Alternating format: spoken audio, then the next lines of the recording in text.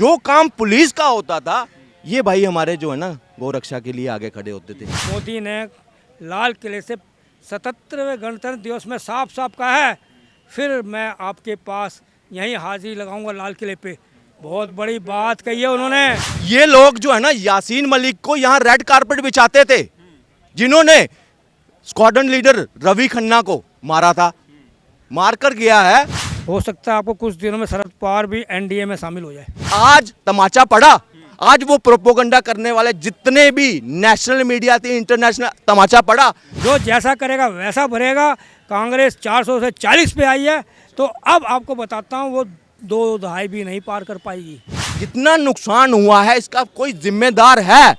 सबसे पहले तो वहाँ की पुलिस है। आपको पता था हर वर्ष ये यात्रा जाती है, तो फिर इतनी ढिलाई क्यों? सर क्या लगता है 2024 में जिस तरीके से विपक्षी एकजुट हो रहा है, लगभग 26 दल एक साथ आ गए हैं, अब लड़ाई 38 वर्सेस 26 की है, या तो इंडिया वर्सेस एनडीए। क्या लगता है कि इस बार विपक्ष एकजुट होकर प्रहार करेगा या फिर इस बार के परिणाम बदलेंगे? देखिए, ये हिंदुस्तान की हिस्ट्री में रहा है, कभी ये एकजुट नहीं हो सकते विपक्ष वाले। इसका सबसे बड़ा कारण है कि इसको कितना वोट कहाँ से देंगे, सीटें कहाँ से देंगे। इसके बाद सीटें ज़्यादा होंगी वही अपना दावा पेश कर सकता है ना प्रधानमंत्री के लिए। जब इनके पास सीटें नहीं होंगी तो गठजोड़ करके कैसे आपस में लड़ेंगे, कौन सा मिलाई वाला हमको पद चाहिए। तो इस मिलाई पद के लिए और प्रधानमंत्री के लिए इनके पास कोई भी एक नक्शा नहीं है, इनमें एकता नहीं है। हो सकता है आपको कुछ दिनों में शरद पवार भी एनडीए में शामिल हो जाए। ये मैं आपको ब्रेकिंग न्यूज़ दे रहा हूँ एक तरह से, ठीक है ना। तो कहने का मकसद है केजरीवाल पहले अलग हो गया है। शरद पवार अभी मिले हैं अजीत पवार से फिर से? भाई मैं ये नहीं कहता किससे मिले किससे नहीं मिले, पर लक्षण दिखाई दे रहे हैं उनके भी एनडीए में आने के।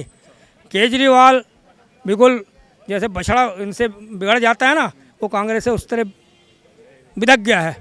और दूसरी बात और बताऊं, और ममता और जो दूसरे दल हैं वो कांग्रेस के इसलिए थोड़ा हामी में हाँ बोलते हैं। उनको पता है कांग्रेस के साथ हमारा नहीं चल सकता, क्योंकि एक बड़ा संसद दल है इनका और बड़ी एक पार्टी है ये, इसलिए लोग थोड़ी इनकी मजबूरी है। जिस किसी की भी पार्टी का, कोई अखिलेश हो, मायावती हो, चाहे ममता हो, चाहे कोई भी दल के हों ये लोग, चाहे उसके हों साउथ के, जब तक इनके बड़ी पार्टियां नहीं बनेंगी, जीत के ज़्यादा सदस्य नहीं आएंगे, ये फैसला नहीं ले सकते। और मोदी ने लाल किले से 77वें गणतंत्र दिवस में साफ साफ कहा है, फिर मैं आपके पास यहीं हाजिरी लगाऊंगा लाल किले पे। बहुत बड़ी बात कही है उन्होंने, बहुत बड़ी बात कही है। ओवर कॉन्फिडेंस जो ओवर कॉन्फिडेंस जो बोलते हैं ना, इससे पता लग जाता है उनकी मानसिक सोच कैसी है। क्योंकि उन्होंने कभी काम देखे नहीं ना उनके, सच्चाई पे वो आ नहीं सकते। फ्री के खाने वाले कैसे उनका पक्ष लेंगे?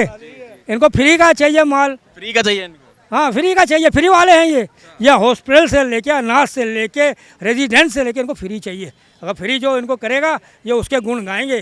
जो मेहनत करेगा, जो पीछे खड्डे हो रखे तो खड्डे भर रहा है और इस देश को विदेश में नाम लेके आ रहा है, वो इसकी प्रशंसा कैसे कर सकते हैं? वो प्रशंसा नहीं कर सकते इनकी। आप समझ रहे हो ना बात? वो इनकी प्रशंसा नहीं कर सकते हैं। सर तो बोल रहे हैं कि ओवर कॉन्फिडेंस में बोल गए।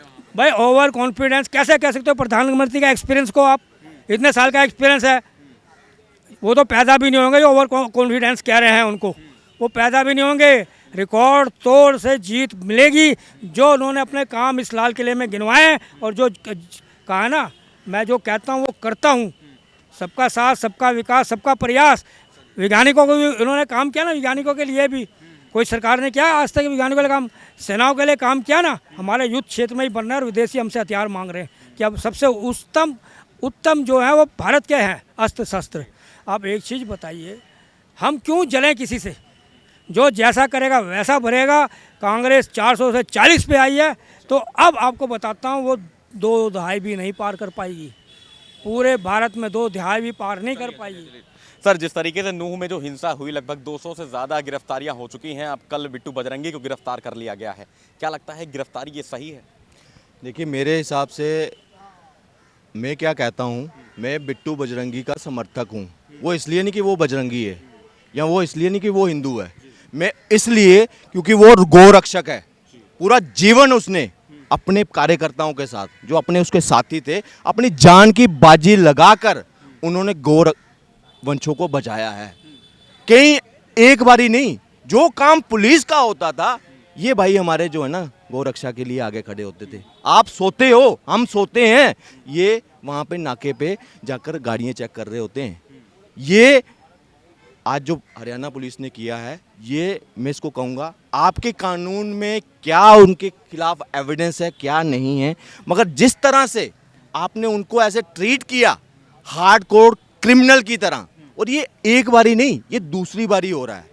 सुदर्शन न्यूज़ के एक एडिटर को, एडिटर इन हाउस को जो है, उसको इस तरह से उन्होंने बंदी बनाया पुलिस ने, बिना यूनिफॉर्म के गाड़ी रोकी, उठाया, 7 घंटे तक सुदर्शन चैनल कोई पूरे देश में देखा जाता है, उनके पूरी किसी टीम को पता नहीं है कि वो कहाँ हैं। वो किडनैपिंग के लिए वहाँ ट्वीट कर रहे हैं, पुलिस को अप्रोच कर रहे हैं कि कहाँ चला गया हमारा एडिटर हैं, और वो उसका परिवार सारा किसी को पता नहीं है कि क्या हुआ। और ये 7 घंटे के बाद पुलिस का आता है कि हमने इनको गिरफ्तार किया है। हार्डकोर क्रिमिनल हैं ये लोग, जो है ना, यासीन मलिक को यहाँ रेड कारपेट बिछाते थे, जिन्होंने स्क्वाड्रन लीडर रवि खन्ना को मारा था, मारकर गया है, उनके लिए संसद में यहाँ पे मिलता था। और ये पुलिस देखिए, जो गोरक्षक हैं, जो गोरक्षक हैं, उनको किस तरह से प्रताड़ित कर रहे हैं, किस एक वीडियो की वजह से।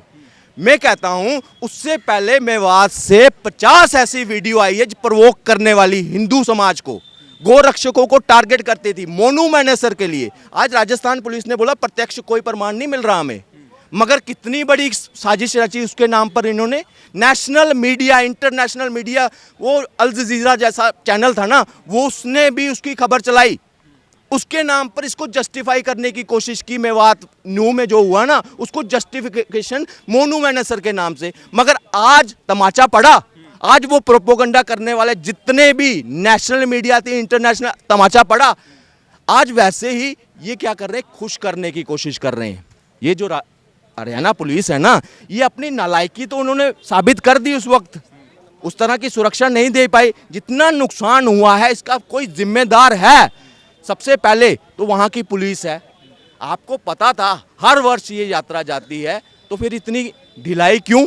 जब 1 हफ्ते पहले से योजनाएं बन रही थी, पत्थर इकट्ठे हो रहे थे, सब कुछ हो रहा था, गोला बारूद पेट्रोल तक जब इकट्ठा हो रहा है, तो पुलिस, इंटेलिजेंस, आईबी, इनके पास कोई न्यूज़ नहीं। ये नालायकी अपनी है। और किस पे उतार रहे हैं आज? बिट्टू बजरंगी जैसे लोगों के ऊपर। थोड़ी देर के बाद आपको इसी चैनल में कहीं ऐसे चैनल आएगा, बिट्टू बजरंगी बेगुनाह, बेकसूर। फिर क्या करेगी ये पुलिस? फिर वो मान सम्मान का क्या होगा? मैं कहता हूँ ऑफिसर, जितने ऑफिसर गए थे उनको अरेस्ट करने का, उनका जो तरीका था, वो संविधान को मानने वाला इंसान है, संविधान को मारने वाला इंसान है। आप उसके पास जाइए, कोई टेररिस्ट नहीं था वो, कि आपको इस तरह से उठाकर कोई हार्डकोर क्रिमिनल, उसने हज़ारों कत्ल किए हैं, कितने बम फोड़े हैं, नहीं फोड़े थे उसने। गोरक्षक था, उसका सिर्फ एक ही कसूर क्या है, गोरक्षक है, देश में सनातन की बात करता है। हम क्या उसका साथ छोड़ देंगे?